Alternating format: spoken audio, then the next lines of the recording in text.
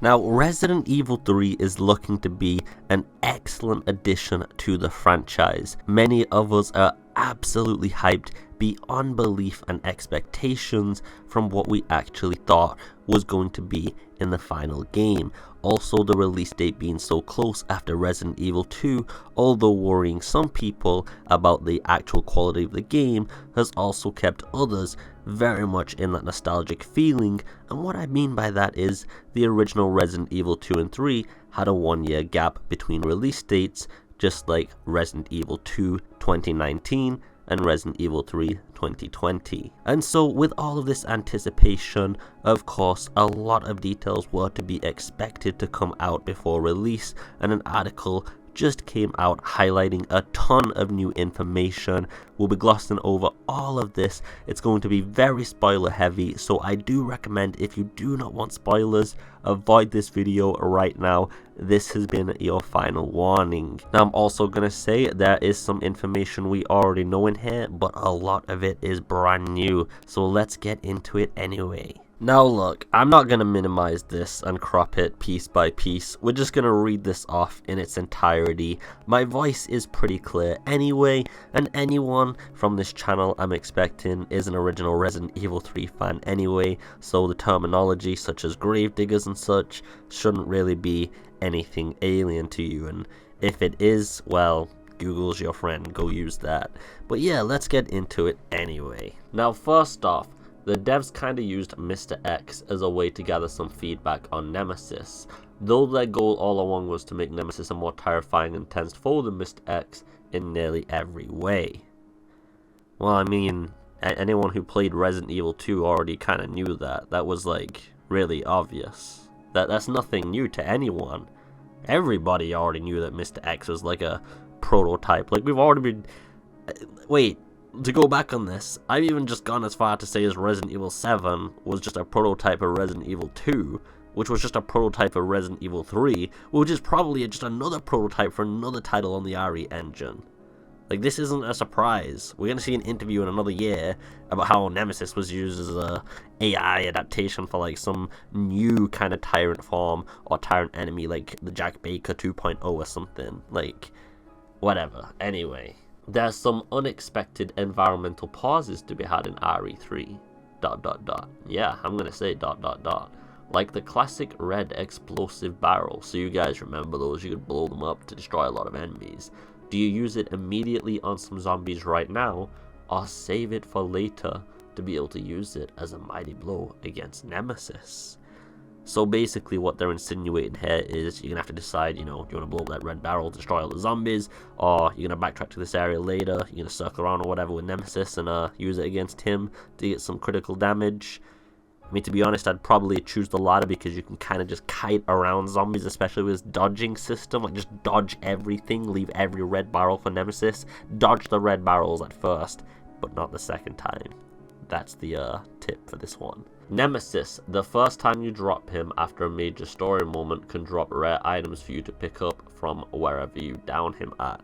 Now this was confirmed in another magazine, so to elaborate, whenever you meet Nemesis at a major story moment, and this was in Resident Evil 3 in the original game as well, just in case anyone's wondering, so this is actually a throwback to that.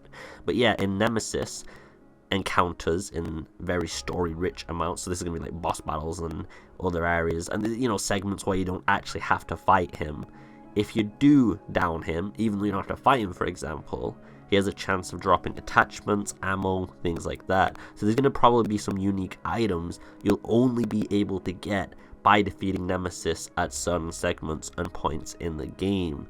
Now, from what I heard, what he drops might be a bit RNG, but I can't confirm that, of course. The dodge mechanic has some context-sensitive actions Jill can do if you pull off a perfect dodge against specific types of attacks. One example is Jill does unique animation if you perfect dodge one of Nemesis's tentacles. Now, we already covered this in my previous video, so if you want to go watch my previous video, I'm just going to plug myself right there. I actually did an in-depth analysis over this dodge system, like way better than what this shitty magazine just explained. So let's continue on to the next point. You can just watch my video if you want an elaboration on that. There are certain areas the game is kinda and will give excuses why Nemi can't follow and give you a breather. But one of the main goals of the remake was to make him a rather consistent threat, not always chasing you, but the possibility he could chase you there stays true. Right, that just sounds like some advertisement shill stuff. I don't really know what to say about that. That was just... like, what else? Did we expect Nemesis to not be a lurking threat? Like, of course we didn't expect him to be following us 100% of the freaking game right from the start. I don't know. That's an odd statement, to be honest. It's like saying, you know, zombies are going to walk at you guys and they're going to try and attack you, but, you know, you can dodge against them, you can walk away from them, you can kite them, you know, you can move them to different areas, you can shoot them, but they're a threat. Like, okay, magazine, thank you. Very elaborate. And I hope you guys don't think that I'm, you know, shitting on this magazine, by the way. I'm just trying to have a little bit of fun and humor in the video because I don't just want to be a robot anymore, guys. I want to have a little bit of fun, at least. They've designed Nemesis AI with actually not being relentless. If he's always chasing you, that'd get tiring fast. His AI works to dynamically direct his moves and give the player breathing room as well. I'm like translating this into better English for them. I should be the editor for whoever wrote this article. Like, guys, if whoever wrote this article is watching this video, hire me as an editor. I just did that in real time, literally. Like, I copied and pasted this and then saw that there was a mistake and just kind of like in real time corrected it. Like, come on, guys. Now, let's continue anyway, because that is kind of interesting. It's going to be a dynamic difficulty, essentially, for Nemesis. I actually find that kind of cool. Capcom have worked a lot on AI for this title in general, talking about making monsters react more to the environment and situations, and how they can work together separately. They even talk about how they've made the zombies behave differently, whether they're alone or whether there's several zombies around, and if they're in a group. So essentially they're going to have a hive mind. They've become the necromorphs from Dead Space. We're basically fucked is what they're saying with that statement. Jesus Christ, Capcom, that is a great direction to take. However, I do have one curiosity, and that is, how is that going to affect speedrunning? Because I imagine it's not always going to be the same static like approach as you go into areas. It's probably going to be a bit more dynamic. It's going to be interesting. I like this though. I really do like this. It's like the necromorphs again. Gravedigger is confirmed to be in the game. Hints, there's some Tremors inspired sequences with it, and you can shoot and toss grenades down its throat. Now, we already knew about this if you've been watching the channel, so it's nothing new. But here's a big one. Spiders are confirmed to be in the game. Now, we all didn't see that coming, to be honest, because when we saw that trailer, we thought they were showing what's been cut and what's been shown. And yeah, they have a tendency to scuttle all over the place. That's going to give any arachnophobe like complete anxiety. And sometimes towards or away from you, or drop from the ceiling. So these are going to be the evasive little arachnophobic shits that basically give you fucking hives all over your body and make you Alt F4 or just turn off your console, or you might just end your own life upon seeing them just scuttling around all over the place in packs. Because remember, the spiders will work depending on that hive mind mentality like necromorphs, so fuck, we're dead. We're only halfway through here pretty much too. Also confirms Drain Demos and Spiders are separate enemies in RE3 and behave differently due to a common theory that, you know, that kind of been combined. Hunter Betas are confirmed to be in the game as well. We actually saw one in trailer 1, didn't we? If I remember. I could be remembering that wrong, but I'm pretty sure we did.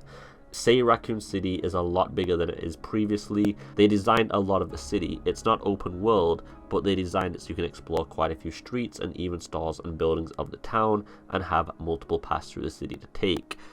I covered that in my last video. Jill can unlock more pathways in the subway system to new parts of the city as a form of fast travel. As you get further in the city, the subway becomes kind of your hub to all the different parts of town.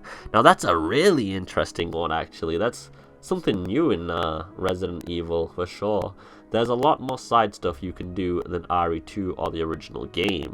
Oftentimes there's optional backtracking the game gives you. Assuming this is going to go into the subway system. You have a code to unlock another weapon tack in another part of town now, but do you want to trek through the city and risk facing enemies you left? Or worse, Nemesis showing up while you do so? There's a lot of optional distractions, route planning, and risk and reward going on here. Now I really like this actually. It's like I said, RE2 was just some shitty tech demo for RE3. There's no doubting that, especially after reading this article.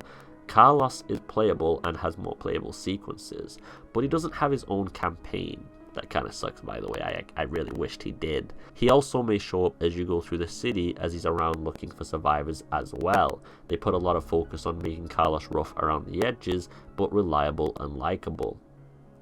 Kind of getting the essence here that you're going to be backtracking using this fast travel system, seeing Carlos as citizens and a lot of different stuff going down. I'm getting the feeling this game's going to feel a lot different from the original Resident Evil 3, but in a good way, and this is how you call a title an actual remake, by the way. Although Capcom still doesn't want to go for that title, it seems. Small thing, but they confirm in the sewers if you walk through grime or under a running pipe, the grime does stick to you for a bit before dissipating. Look how far video games have come. I mean, we did kind of see that in Resident Evil 2 with the rain and other things and the blood, etc. So that's actually pretty cool. They just expand upon that system. So I assume the more games that Capcom produces now, the more the environment's going to actually interact with your character. That's kind of awesome. Sound design has been a big focus. Fully supports surround sound systems and did a lot to make everything sound right with the city going into chaos.